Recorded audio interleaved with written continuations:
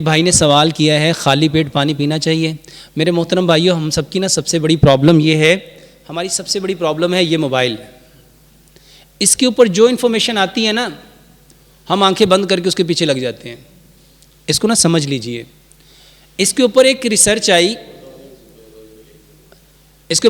कि पानी गर्म पीना चाहिए, लेकिन कभी किसी ने ये नहीं जानने की कोशिश की कि रिसर्च कहाँ पे हुई है, ये किन लोगों को मुखातिब किया गया है, एशिया के, अफ्रीका के या यूरोप के।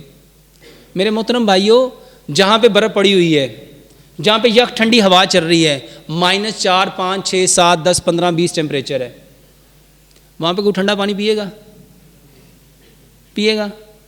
वहाँ कौन सा पिएगा? गर्म पिएगा।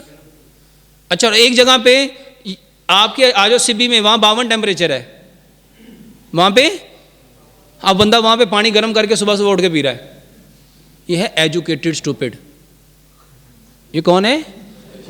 Educated stupid. उन्हें मोबाइल ते वेखे उन्हें क्या गर्म पानी पीन दे 85 फायदे। अल्लाह आपको इज्जत दे।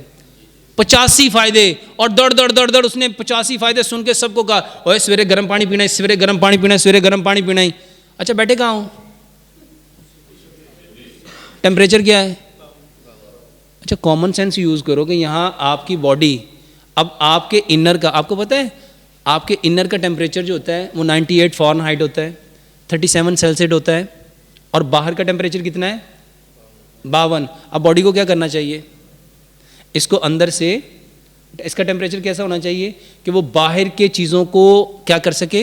अफोर्ड कर सके, बर्दाश्त कर सके। हमने क्या किया? हमने गर्म पानी पीना शुरू कर दिया। क्यों? मेरे अब्बू ने ना एक लेटेस्ट इंफॉर्मेशन भेजी है। मेरे मोहतरम भाइयों, वो लेटेस्ट इंफॉर्मेशन उन लोगों के लिए है जहाँ पे टेम्परेचर माइनस में है। एक और बात आपको बताता हूँ मेरे मोहतरम भाइयों, मैं अक्सर डॉक्टर से उलझता हूँ। किस बात पे? मैं डॉक्टर से कहता हूँ, डॉक्टर साहब ये जो आप मेडिसिन दे रहे हो, क्या ये पाकिस्तान में प्रूव हुई है?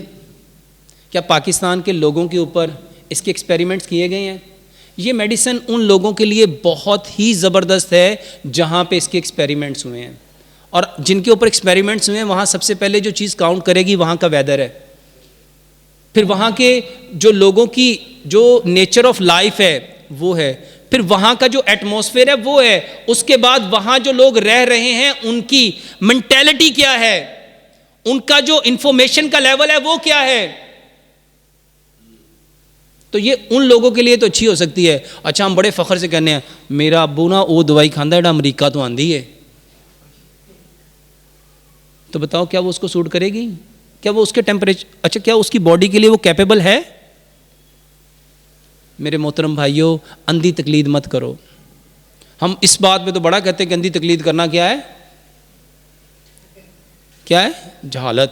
लेकिन दवाइयों में क्या करते हैं? और हमें पता चला, मेरा कज़न ना वो इंग्लैंड से आया, माशाल्लाह उसने एक दवाई खाई थी, माशाल्लाह उससे वो बिल्कुल ठीक हो गया। वो कहता यार दवाई मैनू भी दे। क्या ये अंधी तकलीद नहीं?